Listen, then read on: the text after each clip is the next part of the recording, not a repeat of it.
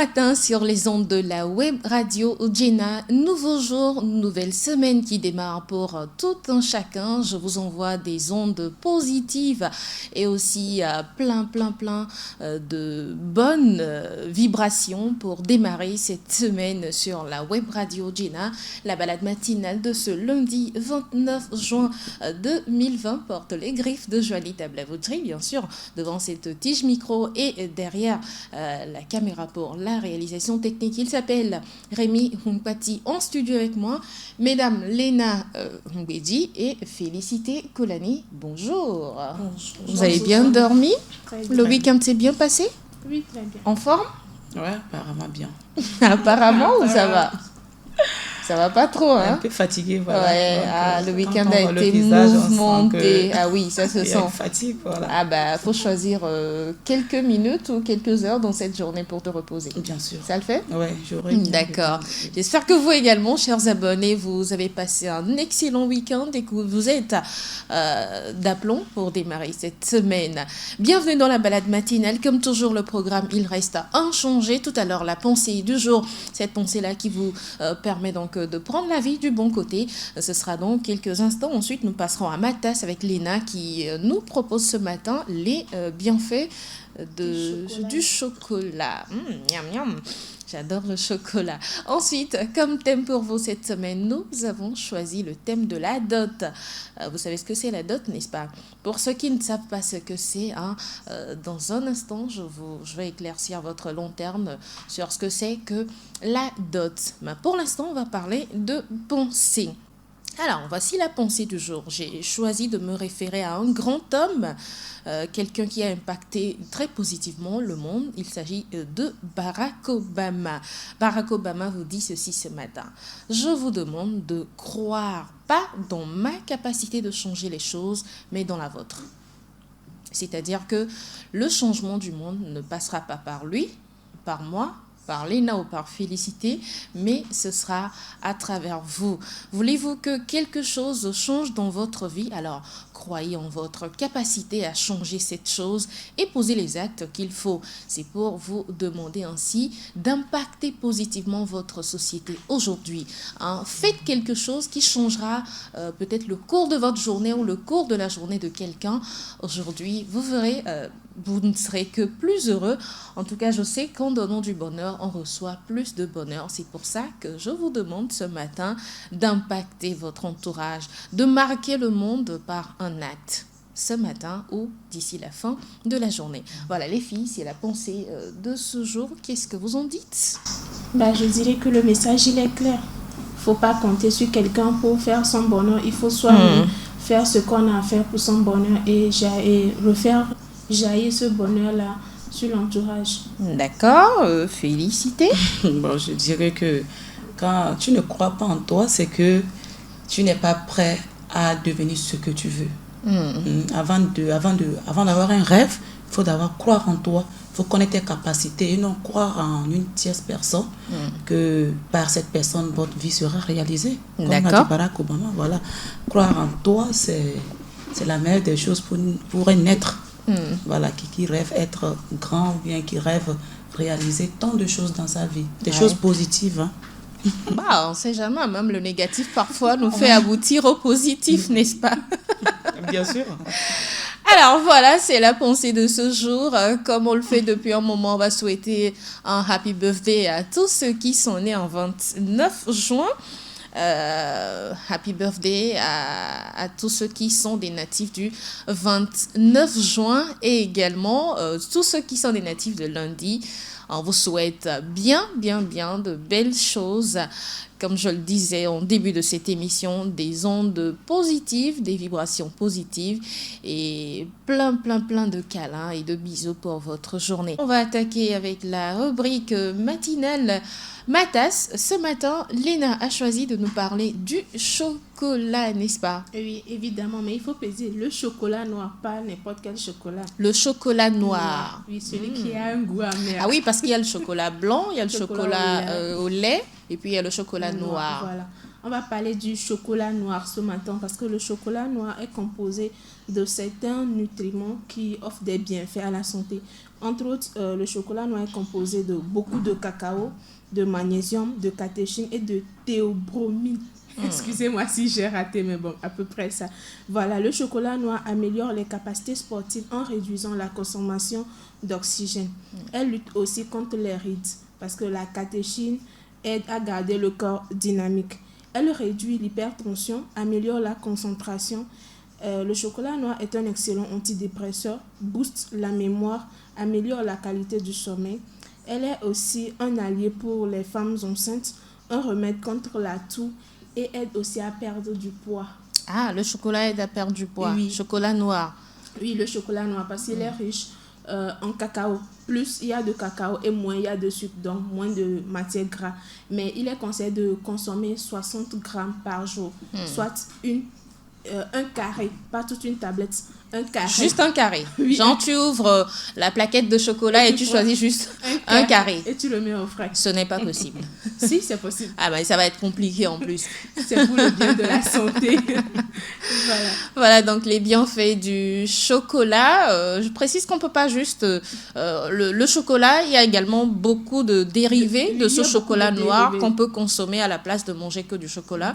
Et donc, si vous voulez, vous, faites, je ne sais pas, de la mousse au chocolat noir que vous consommez peut-être... Ou bien du cacao. Si voilà, vous voulez. du cacao également que vous pouvez prendre au petit déjeuner ou même dans le courant de la journée pour renforcer les toxines. Oui, c'est bien ça. Il faut juste bien choisir le chocolat pour éviter trop sucré. Voilà. Il y en a également qui sont pleins de graisse. Le chocolat au lait, par exemple, c'est que de la graisse. Hein.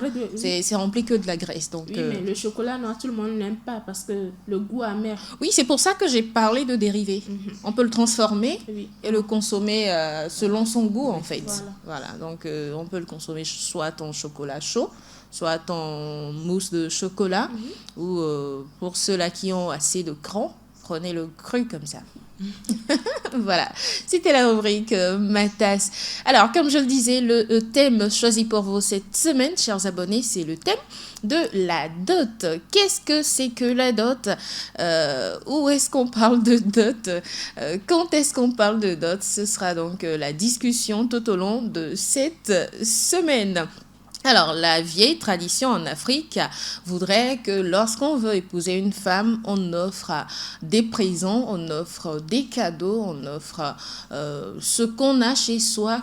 Je parle de la famille du marié, bien sûr, qui apporte tout cela à la famille de la mariée. Alors, une dot désigne dans le langage courant l'apport de biens par une des familles ou par le fiancé au patrimoine de l'autre ou du nouveau ménage. Elle accompagne ainsi le mariage dans de nombreuses cultures. Il peut s'agir de biens dont la femme ou le mari sont dotés par leur famille, mais aussi de dons. C'est pour vous dire que c'est en fait un présent, la dot. Hein. Voilà donc l'explication que je vais donner. Maintenant, on va s'attaquer à la discussion ici sur le plateau. Je sens que ça bouge dans la tête des filles ici ce matin. Alors, c'est la définition qu'on peut donner à la dot. Dites-moi, vous, les filles, la pratique de la dot, est-ce qu'il y en a dans vos cultures? Je sais que vous êtes de différentes cultures. Chez vous, comment ça se présente, la dot? Je commence par féliciter. Ouais, je dirais pas que ici en Afrique, il y a toutes les personnes, toutes les familles, et chacun a des cultures différentes. Ouais. Mais je pense que la dot n'est pas un manque dans une culture. Tout le monde adopte la dot avant le mariage. Donc chez moi, c'est vrai, la dot c'est fait comme l'a défini. Et Juanita, ce sont des cadeaux, c'est des biens, je vais dire, que ce soit en nature ou en matériel, qu'on apporte, le marié apporte dans sa belle famille pour prouver la gratitude ou la valeur qu'il donne à sa fiancée.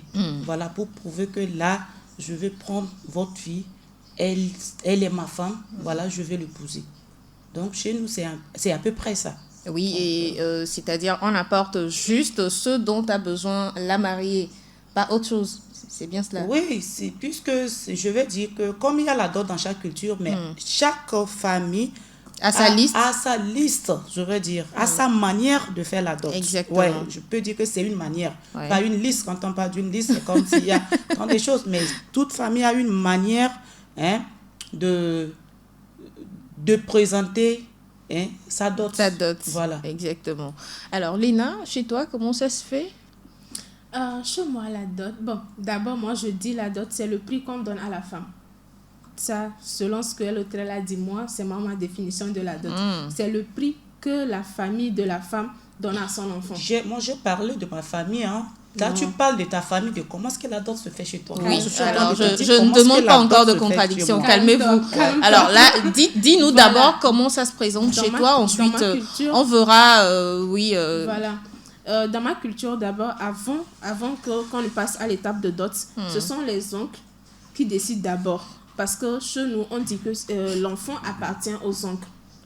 Aux oncles maternels ou paternels? Maternels. Maternels. Ce sont D'accord. les oncles d'abord qui décident de ce qu'il faut apporter en guise de dot. Et là, c'est après que les deux familles, du père et de la mère, vont s'entendre sur les présents. Les D'accord. présents qui sont à apporter avant le mariage. Donc, c'est à peu près ça la dot. Alors, chez vous, est-ce que c'est composé de je sais pas comment dire, de billets de banque, de matériel dont le couple a besoin pour sa survie, ou c'est quoi exactement? Je ne demande pas de citer forcément tout ce qu'on apporte, mais c'est quoi concrètement qu'on apporte chez vous? Concrètement, d'abord, il y a le côté vestimentaire. Les D'accord, pagnes, il y a les les pagnes. pagnes et il y a parfois les meubles. Les meubles. Oui, les meubles. Et bien évidemment, les boissons, les billets de banque, comme tu le dis. Donc, c'est composé de multitudes de choses. Voilà. Tu veux rajouter quelque chose? Oui, je vais rajouter, puisque moi j'ai dit la manière dont chez nous la dot se fait. Mais je peux quand même donner quelque sorte Oui. ce qu'on apporte Vas-y. pour une dot Oui. chez nous. Chez nous en famille, d'abord, chez nous on n'a pas besoin de billets en banque. Voilà. Si je prends, maintenant c'est notre génération là qu'on apporte d'abord la cola. Chez nous la cola est primordiale. Oui. D'apporter la cola. Et je pense que c'est une boisson, une marque de boisson qu'on demande d'apporter. Et plus un pain, Un seul. un seul pain, Oui. qui sera offert à la mariée, à la fiancée. Voilà. Nous, c'est à peu près ça. La cola, le pain et la boisson. Et la Voilà. boisson. C'est un signe de... Comment je vais dire? C'est une preuve Que voilà, nous que pourrons voilà, nous prendre voulons soin de votre épouser, enfant. Nous pouvons prendre soin de votre enfant. D'accord. Voilà. Donc, en dehors de ça, il y a maintenant, quand les parents du monsieur, ou bien si le monsieur veut augmenter, il peut toutefois augmenter peut-être une bête. S'il en a, ça dépend de ça. De ses moyens. De ses moyens. Ouais. Mais bien avant cette génération, c'est vrai que cette dot était là, mais bien avant ça, au temps de moi, mes grands-parents, je pense que ce que je viens de citer n'était pas à leur place, Ouais. mais c'était qu'on demandait au monsieur de venir faire un champ, de venir cultiver. Oui, tu viens Venir cultiver pour sa belle pour famille. sa belle famille. Avant même de rentrer dans la famille. Oui, avant de rentrer dans la famille. Donc, il vient, il fait le champ, il cultive, il fait un champ pour sa belle famille. Ouais. Et il attend la récolte. Waouh, Voilà. carrément. Il attend la récolte. Quand la récolte est bonne, on lui accorde maintenant la femme. D'accord. C'est pour dire que le champ qu'il a fait et que la récolte qui a été faite, si elle est vraiment bonne, ça prouve automatiquement que ce monsieur Oui. est travailleur. Voilà, il peut, s'il prenait notre fille, il La prendre peut en charge. cultiver, il peut faire du champ et pouvoir prendre en charge de leur fille. Vous D'accord. voyez, donc? Donc, chez moi, la dot, c'est une manière de prouver que toi, le monsieur, tu pourras prendre soin. Ce que tu donnes prouve que tu pourras prendre soin de la fille. De la que tu femme prends, qu'on te donne. de la femme qu'on te donne, voilà. C'est un peu ça chez nous. Voilà un peu comment ça se passe dans nos différentes cultures. Là, je prends, c'était l'exemple du nord du pays, du Togo, puisque vous deux, vous venez du nord du Togo. Pour nous qui sommes du sud, la pratique est, je dirais, assez modernisée.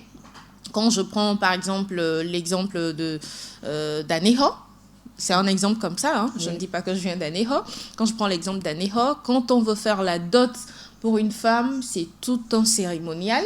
C'est-à-dire, on va vraiment chercher au-delà de ses moyens pour faire plaisir à la belle famille. C'est-à-dire qu'il faut prouver au monde entier que voilà, je peux, j'assume, je suis capable. C'est comme au Nigeria. Au Nigeria, pour épouser une femme, vous devez venir avec les biens de ce monde, hein, pour qu'on vous donne cette femme. Et même si après vous mangez du sable chez vous à la maison, c'est tant pis. Alors, ce dont nous on va discuter dans cette émission, est-ce que la dot, c'est une pratique traditionnelle rétrograde? Est-ce qu'il faut mettre un terme à ce qu'on appelle dot? Ou est-ce qu'il faut en venir au fait que la dot, ce n'est pas un prix à payer pour avoir la femme chez soi? C'est la question que je voudrais poser ce matin. Alors, vous, chers abonnés, vous qui nous suivez, vous qui nous écoutez également, vous avez la possibilité d'intervenir et nous dire comment ça se passe chez vous, la dot. Envoyez-nous, je sais pas, des messages, des audios sur le 90 13 89 94, des messages de comment se passe ou comment est-ce que l'on fait la dot chez vous dans vos différentes contrées. Alors, nous, on va continuer par parler. Est-ce que les filles, la dot, finalement, c'est un prix à payer pour avoir la mariée ou c'est juste une cérémonie qu'il faut faire pour marquer l'événement? Voilà, je viens prendre fiancée ou je viens prendre femme chez vous. Ça fait rire? Non, c'est juste quand tu...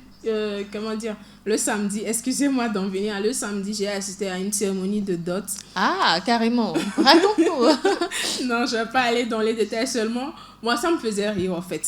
Comment? Parce que on connaît les deux mariés. Genre, on connaît la situation de chaque personne, voilà, de chacun d'eux. Mais là, quand on est arrivé à la cérémonie, ils ont fait les trucs en grand. Pourquoi ça m'a fait rire? C'est que, bon, voilà, tu as dépensé, hein. C'est-à-dire qu'ils ne sont pas des gens trop nantis, en fait. Non. Mais ils ont exagéré dans la cérémonie. Des plats divers, des cérémonies, des dons, tout ça là. Ils ont fait les trucs en grand, en fait.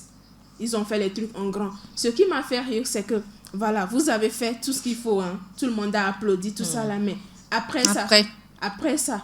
Et puis d'abord, le pourquoi, au départ, je disais que la dot, c'est le prix que la famille donne. Maintenant, de nos jours, les gens prennent la dot comme comment dire, un moyen de s'enrichir. Oui, voilà. Quand vous voyez une mère qui a plusieurs filles, elle dit quoi? J'ai de la richesse. Quand tu poses la question pourquoi c'est de la, elle dit quand les hommes viendront demander leur main, ce sera ma richesse. Déjà, vous voyez cette mentalité là. Le fait qu'elle ait des filles, ça veut dire que elle sera riche prochainement. Oui. Donc, qu'est-ce que ça sous-entend? Ces filles-là, ces enfants-là, quand tu viendras pour leur dot, imagine un peu ce qu'on va te demander. Ça, c'est exagéré. C'est exagéré, oui. C'est-à-dire, vous mettez des filles au monde, c'est pour après récolter des sous auprès de leur mari. C'est cela, Félie? Moi, je dirais, je vais répondre à ta question, Jonita. Oui, merci. Voilà. Tout d'abord, la dot, c'est traditionnel. Je ne vais pas mêler la dot de notre vie moderne d'aujourd'hui. Parce qu'aujourd'hui, nous n'allons pas fuir nos traditions. Voilà, nous savons bien que pour épouser une femme, c'est que la femme appartient à une famille. La femme appartient à un clan. La femme appartient monsieur également appartient à une famille. Oui, je sais, j'en viens. Donc, la femme appartient à un clan, à une famille. Également, le monsieur aussi appartient à une famille, à un clan, à une culture. Voilà. Et ce sont des cultures différentes. Ouais. Le monsieur ne peut pas quitter comme ça chez lui et puis venir ou bien trouver une femme ou bien une fille dans la rue et lui prendre que je te prends pour femme. Non. Tu dois d'abord aller connaître les parents, chercher à savoir quelles sont les conditions ou bien quelles sont les cultures de cette femme. Avant qu'est-ce qu'il faut faire pour pouvoir lui prendre comme épouse. Voilà. Et c'est en cela que la dot vient. En allant chercher cette femme, ou bien voilà, cette femme que vous désirez bien, il faut au moins établir certaines cérémonies. Donc, je dirais en quelque sorte que la dot, ce sont des cérémonies faites pour pour célébrer le mariage traditionnel d'une femme. Et donc, c'est une pratique nécessaire donc, selon toi? C'est une pratique nécessaire. Une pratique nécessaire. Et en parlant du prix, la dot n'est pas un prix. Parce que la femme n'est pas un objet qu'on est en train de vendre. Voilà. Mais la femme représente quelque chose de précieux. C'est comme si aujourd'hui, je te donne un cadeau. J'ai peut-être un collier que je t'offre. Quand je te donne, tu ne peux pas prendre et partir. Tu dois quand même me dire merci. Ah oui, c'est clair. Est-ce qu'on va dire ici que le merci là, c'est un achat, c'est un prix? Parce que tu m'as dit merci, ce que je t'ai donné, je t'ai vendu. Non, quand c'est dans la norme, je ne pense pas. Voilà. Donc, c'est pour dire que la femme, la dot, est dans les normes. Ça doit être dans les normes. Ça doit être dans les normes de la vie. Pas exagérer. Ouais. Mais c'est le fait qu'aujourd'hui, certains parents ou bien certaines personnes pensent que la dot doit être peut-être une valeur assez grande pour leur famille ou bien pour leur enfant. C'est là-bas que je trouve que non. Si toi, un parent, tu penses donner une grande liste, comme je vois souvent faire certaines personnes, donner une grande liste de dot, les pagnes hollandais, les viscos, les valises, tant de choses. Donc là-bas, on peut traduire, c'est comme si vous êtes en train de vendre votre fille. Mais quand c'est juste une cérémonie, vous savez que chez nous, dans notre culture, c'est comme ça. Il faut juste poser cet acte pour pouvoir prendre notre fille. Je pense que là-bas, je ne dirais pas que c'est un prix. D'accord. Ouais. Mais quand on prend une liste, par exemple, qui est composée de...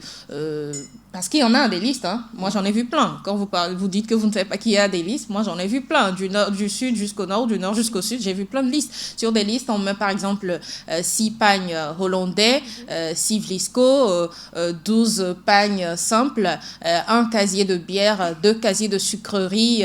un bijou en or, un bijou en pacotille. Je suis d'accord. Je n'ai pas fini la liste, laisse-moi terminer. C'est pas parce que si je te laisse même là, tu ne vas pas finir la liste là aujourd'hui. Je vais la finir, c'est juste tout ce que j'ai vu sur les listes. Tu ne peux pas finir cette liste là parce qu'il y a même des slips, des chaussures. Voilà, des soutiens-gorge, des chaussures. Donc tu ne peux jamais finir la liste. Donc moi je dirais que non. Cette liste que vous voyez de nos jours, ce ne sont pas la liste établie par nos grands-parents. Elle a été modifiée. Elle a été modifiée, elle a été, comment je vais dire, déformée. Et voilà. Pourquoi cela? Parce que cette méthode aujourd'hui est très critiquée par les détracteurs de la dot. Quand par exemple deux êtres qui s'aiment et qui ont déjà vécu une partie de leur vie ensemble, je veux dire, qui ont déjà fait 5 années ensemble en essayant de se connaître et qui décident de passer à l'étape supérieure, c'est-à-dire de se mettre ensemble, c'est-à-dire ça demande qu'on aille connaître les parents. Et le monsieur qui vient, on lui présente une liste astronomique, une liste pas possible, et que la personne se dit, mais cette fille que j'aime et que je voudrais avoir comme épouse à mes côtés, il me faut payer tout ce tas d'objets pour pouvoir l'avoir comme femme. Ça fait mal quand même. Ça fait mal. En quelque sorte, je ne vais pas accuser les parents, puisque souvent on dit que non, les parents exagèrent. Je ne vais pas totalement accuser les parents pour cette liste-là, mais j'accuse également la fille en question. Qu'est-ce qu'elle peut faire? Parce que je vais vous expliquer. Si je pense que le monsieur ne va pas rester, de nos jours, un monsieur ne reste pas dans sa maison et quitter comme ça, aller dans une autre maison, dire que j'ai vu votre fille, je vais l'épouser. C'est parce qu'il a eu à discuter avec la fille. C'est parce qu'il a eu à communiquer, avoir un lien de communication avec la fille pour pouvoir l'épouser. Parce qu'aujourd'hui, tu ne peux pas quitter, ce n'est pas un mariage forcé. La preuve, les mariages forcés aujourd'hui, les dots ne sont pas comme la liste qu'on vient de citer. Oui. Si tu prends ta fille pour lui donner un mariage forcé, je pense que tu ne vas pas donner une liste comme le font certaines personnes. Voilà. Donc, c'est pour ça que je dis que souvent, cette liste provient du consentement également de la fille. Si moi, je suis aujourd'hui avec mon mec, que mon mec dit, OK, je vais t'épouser, tu peux me donner la liste de la dot. Voilà, ça veut dire que toi et moi, le monsieur et moi, on s'est déjà mis d'accord.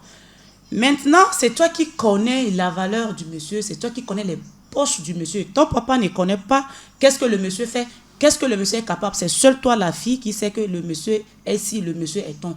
Et c'est arrivé, c'est toi qui... C'est les filles là, ce sont les filles là qui qui se mettent d'accord avec leurs parents, peut-être leurs oncles ou peut-être leur maman, pour dire que le gars, il est bien, il faut... Et puis, ils modifient, là, cette liste de dots là a été modifiée. De jour au lendemain, ça se modifie. Et moi, c'est pour ça, moi, je suis contre. Mais je ne vais pas dire que je ne veux pas que la dot soit faite pour les filles. Alors, Léna, on reproche également... Je ne me contredis pas. S'il vous plaît, on se calme. La dot, moi, je veux que la dot soit soit faite. On reproche aujourd'hui à ce système de fragiliser le futur ménage en lui soustrayant du patrimoine plutôt que de l'aider à se construire. C'est-à-dire un monsieur qui va payer près d'1 million de dots, c'est juste une estimation comme ça de tout ce qu'il doit payer pour avoir sa femme. On reproche aujourd'hui aux familles donc de fragiliser les couples à la base, et même des gens qui s'en vont jusqu'à s'endetter pour faire la dot et après boire de l'eau dans le couple. Est-ce que cette pratique finalement n'est pas rétrograde?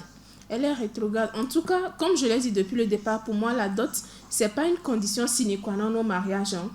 Genre, on ne peut pas aller au-delà de ce qu'on a. C'est-à-dire, on peut se marier sans passer par la dot? Bien sûr, pourquoi pas? On est en Afrique, hein? On a juste besoin de la bénédiction des parents. On n'a pas besoin de présenter du matériel. On a juste besoin d'une bénédiction. Mais la bénédiction, là, c'est quoi? Félicité. Tu appelles quoi par bénédiction? Non, qu'on continue, on t'écoute, vas-y.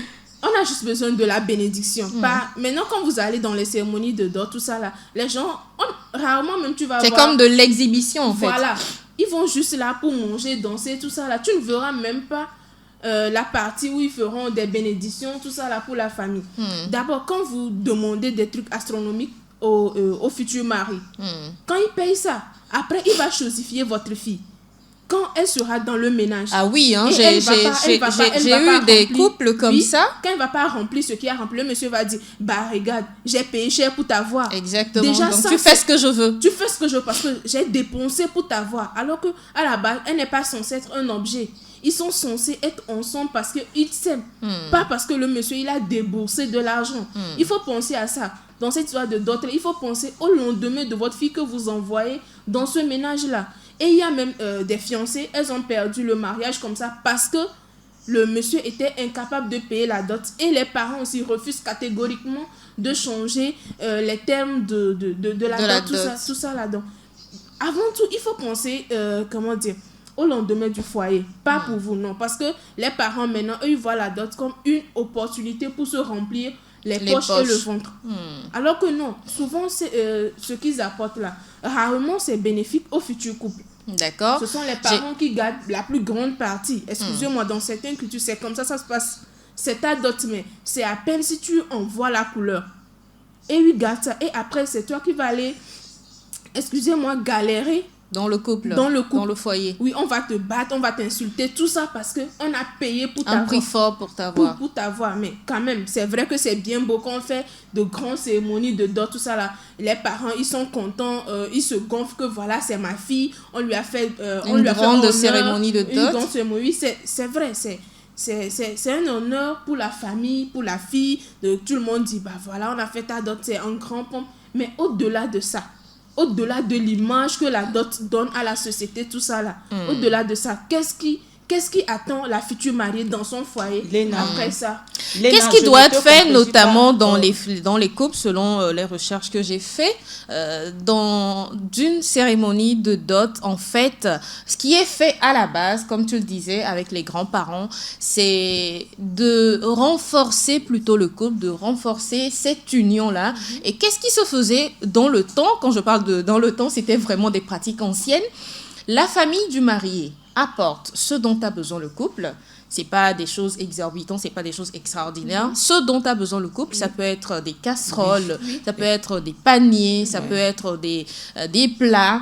Ouais. Et la famille de la mariée également apporte quelque chose et cela contribue à faire décoller ce couple ou ce foyer pour que dans le futur, ils puissent savoir que voilà, il faut faire ci, il faut faire ça. Voilà. C'est ce qui se faisait dans le temps. Mais à ce jour, l'on a constaté que ce n'est plus une pratique courante.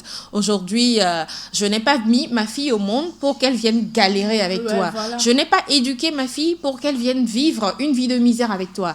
je n'ai pas fait ci, je n'ai pas fait ci pour que ma fille devienne ça. Mais votre fille elle-même, elle ne sait pas se battre pour se prendre en charge. C'est la question que je me pose. C'est exactement ce que je disais. La fille, elle est consciente, voilà, elle peut prendre cette décision seule. C'est pour ça que je disais auparavant que souvent cette contribution de liste, cette liste-là, et la fille aussi en fait partie, puisqu'elle est d'accord. Si elle n'est pas d'accord, elle n'est pas une petite fille, elle n'est pas une enfant. Donc, elle peut également faire la part des choses dans la vie sociale.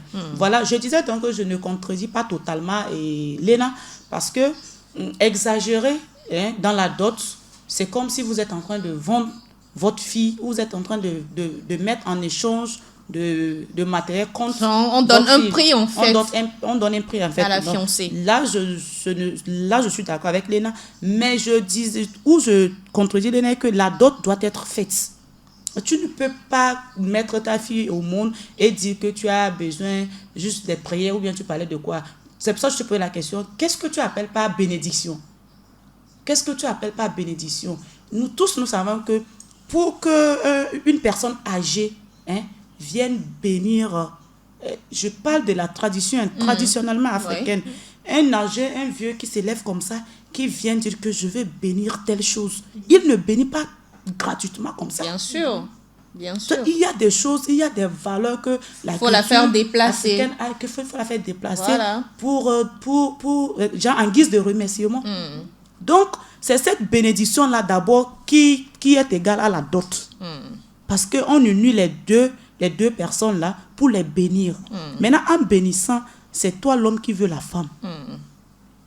Tu es arrivé, tu dis, ok, je veux prendre votre femme, que la famille ou bien que les ancêtres nous bénissent. Quand on finit la bénédiction, tu dois remercier sa famille. Exactement. C'est ça, cette bénédiction-là, c'est ça la dot-là. Donc, dire qu'on veut supprimer totalement la dot, moi je suis totalement contre. Ce n'est pas possible. Parce que quand on supprime totalement la dot, ça va en même temps nuire encore les couples. Et ça veut dire que les gens vont se rencontrer dans la rue, se marier dans la rue et rester dans la rue. Ils ne se séparent comme ils veulent. Ils vont se séparer. Mais tu vas voir, c'est là la femme, quand elle est au foyer, dit que, attends, est-ce que c'est pas plaisir que je suis venue chez toi? Tu ne m'as pas... qu'un de mes parents te connaisse. Mais pourquoi tu veux me faire ça? Écoutez ce que dit une abonnée. Elle dit, bonjour, certaines familles demandent beaucoup de choses pour la dot, mais des fois, c'est pour jauger la capacité du monsieur à négocier. L'homme peut négocier et c'est signe de respect et signe qu'il prouve qu'il tient à avoir sa chérie auprès de lui. Elle la rajoute, elle dit, la dot est importante, je ne suis pas d'accord avec Léna. Même dans les vieux temps, il y en a eu sous diverses formes. Un monsieur qui te fait la dot grandiose et qui te le rappelle une fois au foyer ne t'aime pas. Voilà. Et elle rajoute encore, ne voyez pas que la dot est une façon de punir le monsieur. C'est un acte qui protège et le garçon et la fille. Et c'est possible de ramener une dot de 1 million de francs à 300 000 francs. Il faut juste savoir. Je suis très d'accord pour son premier message. C'est souvent, cette manière se fait souvent dans la religion musulmane. Voilà, dans la religion musulmane, la dot, on donne comme ça, on donne un montant comme ça, exagéré. Au monsieur, c'est pour le tester, c'est pour voir si vraiment cet homme est capable de prendre soin de notre fille. Et s'il peut négocier après. Maintenant, il peut négocier. Ouais, non, il peut négocier. Il commence les négociations. Vous savez, j'ai une fois assisté à cela. Le monsieur peut négocier du matin jusqu'au soir. Il y a des oncles qui disent non. Donc, attends, c'est ce prix-là que tu vas... C'est ce montant-là que tu vas... En fait, c'est juste, on va dire théâtral, quoi. C'est juste pour... Et puis, le monsieur tourne la femme et dit que... Non, c'est comme ça, je vais augmenter ça. Oui. Attends, on lui demande, notre fille là, c'est une marchandise quoi. Donc toi-même, tu n'es pas capable de dire que non, ma femme là, elle a une valeur, je vais la rendre heureuse. Voilà, elle serait la reine de mes enfants, elle serait ma reine, la mère de mes enfants, elle serait bien, elle sera pas mendiante et tout ça. Et jusqu'à ce qu'ils ne s'entendent sur un montant, et puis le monsieur dit, j'ai ça. Et puis la femme se dit que waouh, ils acceptent. Même le montant peut quitter d'1 million jusqu'à 10 000 francs. C'est clair. Jusqu'à 10 000 francs. Au monsieur de savoir au monsieur de savoir négocier. Mais ça, c'est pas un truc forcé. Voilà, c'est genre théâtral, comme venait le dire, comme tu le disais. Voilà, et c'est l'entente. Mais quand c'est imposé, moi, c'est que, pour ça. Genre, voilà, prenez-vous, c'est pour votre fille. Ramenez-moi la fille. Dans le foyer après là. Maintenant, les filles dont on fait les listes. Tes parents te font la liste et disent, ok, voilà, voici la liste que ton mari doit venir nous donner avant de te prendre en mariage. Toi-même, tu es en train de regarder la liste là comme ça. Tu vois la liste comme ça, tu vois le nombre de pagnes, tu vois le nombre des pagnes, le nombre des biens qu'on te donne. Pourtant, toi-même, tu n'as personnellement rien. Rien. C'est pour ça que nous, d'abord, chez nous, avant d'aller au mariage, avant même la dot, nos parents, moi, ma maman, elle, c'est une obligation pour elle de m'acheter tout. Et les casseroles, les pagnes, et tout ça, avant que je n'aille chez mon mari. Maintenant, merci Félix, tu vas garder le fil de ton idée qu'on va continuer donc dans l'émission de mercredi. Faut-il s'endetter donc pour doter sa femme? On reviendra là-dessus le mercredi. Alors, vous, qu'est-ce que vous en pensez? Laissez-nous vos réactions, laissez-nous vos commentaires ou même parlez-nous de comment ça se passe dans vos coutumes, dans vos traditions sur le 90 13 89 94. On se fera le plaisir de partager donc vos réactions dans l'émission de mercredi. Merci les filles, on va se dire quoi pour la fin? Oui, c'est la fin, hein. L'émission est finie. Ah, merci beaucoup, chers abonnés. Voilà, nous sommes sur un thème lourd, la dot. Moi, je dirais que restez branchés parce que nous allons revenir et terminer ce problème de dot-là pour ces parents qui exagèrent dans la dot et qui font que nous, les filles, n'arrivons pas à se marier là. Hey. Mais ce n'est pas les parents, c'est nous, les filles aussi là. Dites non à cette exagération de la dot parce qu'on veut avoir un couple, un mari. Voilà. Léna? Je garde ma conclusion pour l'introduction du mercredi. Ok. Ah, elle fait dans le mystère, c'est pas grave.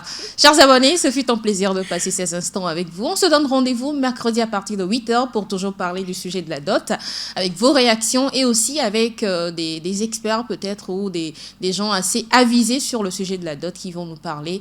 D'ici là, portez-vous bien, gardez les ondes positives et surtout une semaine remplie de beaucoup d'impact. Vous devez impacter votre entourage. Bisous à vous, très belle journée. Au revoir.